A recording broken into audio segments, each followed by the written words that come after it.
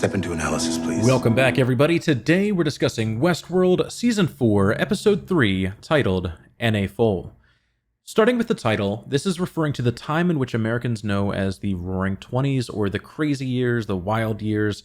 Relative to the show, I think it's reflecting on the time in which the new Delos Destination Park is set, but I also always look for, the deeper meaning with these titles, and I wonder if it is referring to this active timeline as or the present timeline as the crazy times, like the calm before the stock market crash and the Great Depression. Could the fact that humanity is still willing to go to the park highlight, how lavish we are living and foreshadow the fall from grace that is soon to be experienced at the end of Années Folles? I guess that it's left to our imagination, but I know what I believe. The overall episode was great. It introduced new technical mechanics for us to consider when we learned about the new production of the flies and the frequency, which called it, let's go, controlling them. We also learned about how the Sublime was doing. We got a little sneak peek into the good guy human team that will somehow save humanity from total demise with the help from Bernard. You'll settle for the tuna. The episode begins with Bernard hearing a whisper from Charlie and opening his eyes to see the maze. The inclusion of Charlie means that this is still something that Bernard still very much cares about, even though, they learned that it was just a cornerstone. This was still a very real experience for them, even if it wasn't real to everyone interpreting this relationship. The white horses have been used throughout the series for a few different reasons, but ever since we saw Clementine riding one through the crowd, it always feels like the harbinger of death. This and the tree going up in flames honestly feels like we just need to know that the danger looms, like amongst this magical vista, it could all still go up in smoke. Also, did anyone else get kind of a Windows XP vibe when they first saw this? I'm not sure. It feels intentional. I don't know. Bernard enters the Mariposa. You may have noticed the flyer in the background changed. It felt important at the time. That's why I made a note of it. But in retrospect, it might just be a weird production hiccup. Bernard drinks some whiskey, which made me think of William or James Delos. But from what I can tell, this was not their whiskey of choice.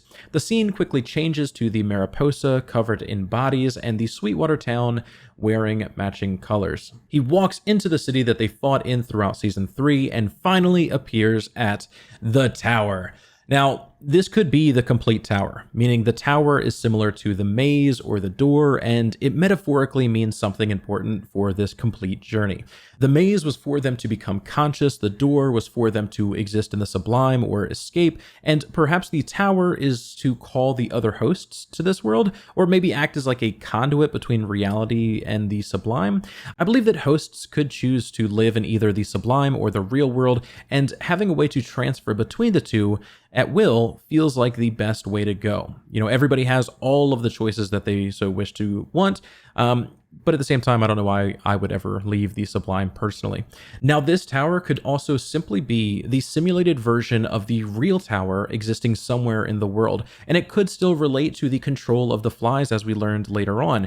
An operator is actively issuing them commands to be carried out, and that frequency signal probably originates from a tower of some kind. Although the model here kind of paints a better picture that it's coming from a different building entirely and not the tower explicitly. Mr. Ed silently judges as Bernard meets Akecheta once again. He describes that this world is literally boundless and each of the hosts exist inside of a world of their own creation, manifesting what reality they choose to exist in, which is a beautiful thought that reminded me of Christianity and how heaven would be tailored person to person with all of your favorite people or 72 virgins or a boundless river of mudslides and a liver that never stops working. Akecheta immediately addresses Bernard's mental state, finding that he is stuck in a loop, replaying the past and not live, laugh, loving like the rest of them. Akecheta during this scene takes the stance that loving humanity is a flaw in and of itself, which paints a picture that the hosts in the Sublime have lived far beyond what we have and simply are indifferent to our kind, no longer holding a grudge for their abuse or stuck in their own relative loops, but able to be free and to create as they please because of their immense time spent here. We're talking thousands and thousands of years passing while Bernard was searching. Imagine what that would have done to your mind. Truthfully, I'm surprised that Bernard came back as normal as he did. It's more likely that he too would have learned that love for humanity is a flaw and just been above them. but I'm not too sure. Again, I think that there is maybe a self-preservation aspect here where, to keep all of the other hosts safe and the Sublime safe itself, he needs to do X, Y, and Z. But again, there is only him that's really concerned about this. So it does paint the picture that maybe the Sublime is safe regardless of the outcome. But I'm not too sure. Akecheta says that after a certain point, all paths end in destruction, which feels like a lot of information for him to have. Was his presence in Bernard's world hinting that he too explores this reality or this potential future, or was he asked to be here by someone else? Ford does say that he was designed to be curious about the world around him, and he does say that he has worlds that call him, but he does not define which worlds. Certainly, he could be exploring the future as well, but truthfully, it does not seem like it really matters. It's just a lot of information, and maybe more than anything, it's meant to create the drama for us to know that there is still very much a variable that affects Bernard failing this mission, and that, of course, is time. We then get a series of new images that we have not seen, giving us a tiny glimpse into what Bernard actually saw during this time. Some of these images make me believe the tower could still very much be a physical construct in the real world. And Akecheta says, do you now understand where all of this is going? And I think that is worth discussing. The lack of concern by Akecheta, again, makes me think that it's something that does not endanger the Sublime. So ultimately, I think that what they're saying is that this will be the end of humanity. I don't know. Maybe he's kind of just warning Bernard. He's like, do you see how all of this is going to end? If you don't intervene because you care about these little ants. Can I point out real quick how cool this shot is? The singular pattern that is on the floor beneath them is then used to create the reflection above them somehow, with additional panes of glass being used to echo this image outward in opposite directions. This feels like art, and this is the final scene relating to the question about understanding where all of this is going. I wonder if it signifies something, like maybe more of a divergence, like the worlds of man and robot splitting apart. As we did theorize that Halloris is taking the stance of a separatist or a segregationist. We see the shot of the city and the proverbial path that Bernard needs to take. We see the city on fire and these really odd structures along the coast. Comparing all three shots, we get what appears to be like these spherical buildings, which I'm not too sure if this is important, but it did stick out to me. Ultimately, the Sublime time ends with a note from Bernard saying that if we wanted to leave this place and save humanity, every path does lead to his demise, which again is great drama. We know that our beloved character is fated to die, and we will all be anxiously waiting to figure out how. Bernard comes back to reality, and we begin the ultimate demonstration of how this is a deterministic universe. The Sublime was viewed, and Bernard now needs 1,000,000,000 billion variables to fall in line to achieve his goal. But I believe this returning to the present moment could be used as that single variable that could be traced all the way back to show the exact cause and effect structure that the universe abides by, leading all the way to the point in which Bernard does achieve his end goal. They noted that the correct timeline was dependent on Stubbs replying about a snow globe, and that ultimately let Bernard know that this was 50% chance the right timeline. But it could be traced even further back to perhaps the way that he breathed when he woke up, alerting Stubbs, ultimately having some kind of effect on the way Stubbs replied. If instead he woke up and just calmly got up and cleared his throat, Stubbs's reaction would have been much different, and this whole plan would have been kaput. I think that that's the importance of the dialogue about cleaning this place, which, correct me if I'm wrong, I don't think that we ever saw this conversation. You were the one that told me not to disturb anything. It's of course just a joke, but it represents how everything needs to be in the exact place that it needs to be for this plan to work. In terms of demonstrating this traceback of cause and effect, it could be like a masterful moment that doesn't even need dialogue, just a series of images correlating to each action until his rebirth back into this world. And I feel like it would be such a powerful way to show the system in play. But as of right now, we have the drama that Bernard will be making sure he is on the path to save the world or not. Now, throughout all of Bernard and Stubbs' scenes, I kept having this mental loop thinking about how Bernard would be acting if he knew the exact set of events that needed to happen in order to make that one reality come true. And I have a hard time believing he would keep telling Stubbs how frail the system actually was. Like if he picked chocolate pancakes over blueberry pancakes, the whole thing would become crumbling down. Telling people what they are about to say and do feels like a completely different thing than viewing the simulation and being able to observe exactly how you need to act and say and behave in those moments. It feels like it adds unnecessary risk. Unless they would have only done and said those things if Bernard had said and done that thing first, which, hey, I suppose that makes sense. Bernard is one of those characters that is literally flawless right now, because everything relating to his existence can be explained with the exposition of, hey, it was all part of the plan. So I feel like they're going to have to keep us on our toes in some kind of way. I also feel like toward the later part of the season, they could express urgency, like in a really unique way. By having Bernard reply quicker. Like, since he knows every conversation from now until his last breath, and his last breath assumingly will help save the world, I imagine that they could create some drama by having him reply to characters faster than he normally would. Like, if I had this ability, it would be hard for me to have normal conversations because I would already know their responses and consider that next step in the chain. Maybe this could help subvert our expectations since it feels like there is literally zero chance of him failing this mission. I just feel like it would be so interesting and honestly realistic that, like, when the big bad guy of the season is, giving their monologue about why they did everything, and Bernard is just like, very impatiently waiting for that moment to end so that he can reply and then, signify that the complete thing is done, that he has done everything that he needs to do. He has taken the last breath and said the last thing and done the last action that he needs to physically do to save the world. I think that urgency of having him be impatient or want to be quicker or want to do things faster, and having to fight against that urge because he knows that if he goes out of order, it will mess up the entire process. I feel like there's something really unique there. But also, let's not get ahead of ourselves, because Bernard's story could end this season or in a dozen seasons, because Westworld is never going to end, baby.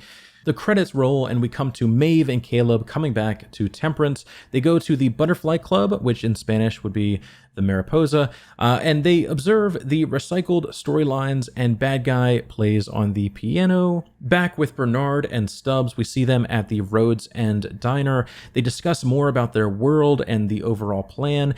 Stubbs orders the tuna melt, and Bernard then politely asks the host imposters to hand over their control units, as we come to Frankie using her survival skills to reach her father on a ham radio. Now, this feels like an important side bit of information that she knows how to operate these things, because not everyone does, myself included. But these are good in apocalyptic scenarios for a few different reasons, but it feels like all doomsday preppers should have these. And in relation to the story, here's why I think that it matters most. Frankie, from an early age, has been going through these trainings with shooting and operating this ham radio. We know that she grew up in an environment with a potentially PTSD father that was always on edge, teaching her many things relating to her survival because that's what he prioritized.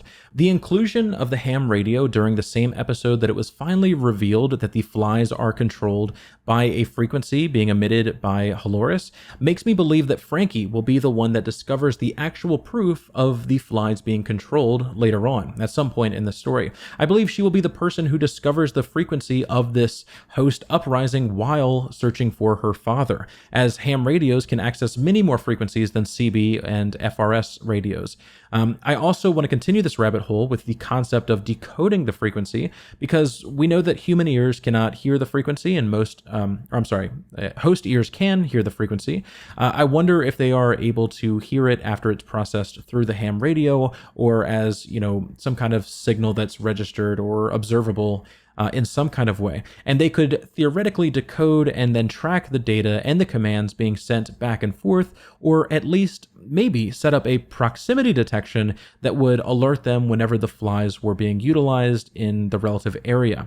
All of these things I feel like would be possible if they are hinting that ham radios could pick up the signal, which I think that they are. And jumping ahead, we also see this character using a ham radio in her vehicle, and that is ultimately one of the reasons that I believe that Frankie is the woman showed later on with Bernard and Stubbs. Carver here gets replaced by a host. Frankie notices the blood on Bear, and we return to Bernard doing what he needs to do.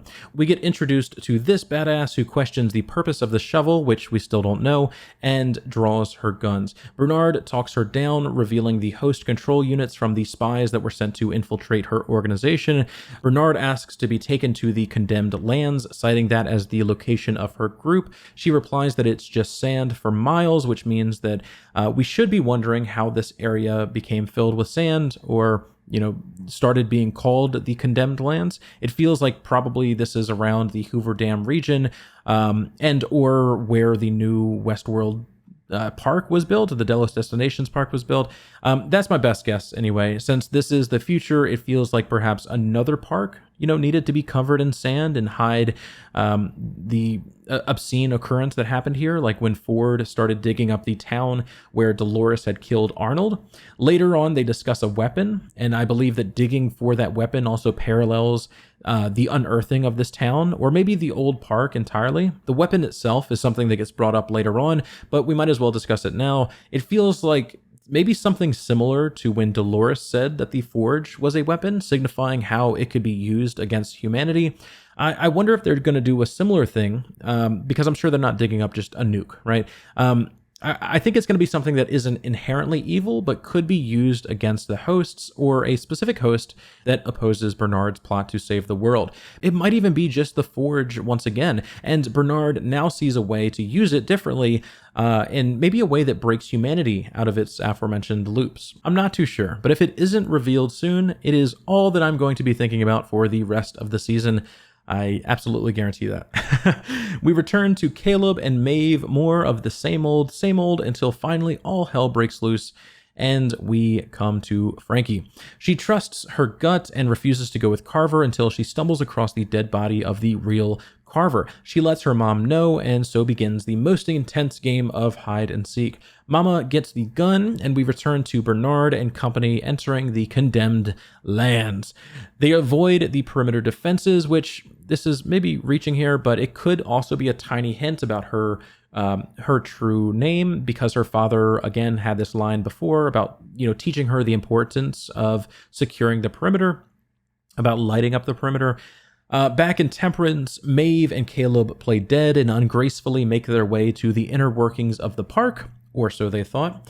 I tried to look through these screenshots, but nothing really struck me as important, mainly just park information, and of course the alarms then start going off. The fake QA crosses paths with the fake humans and are invaded by Great Value Dolores. They discover an additional level below them and start making their way through the battle until she finds a secret door and scene. He heals her wounds and the elevator opens to what is ultimately a big trap.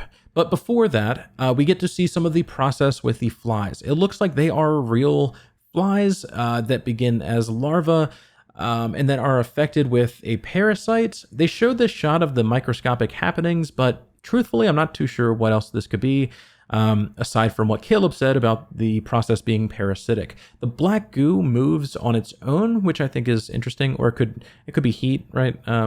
I'm not too sure.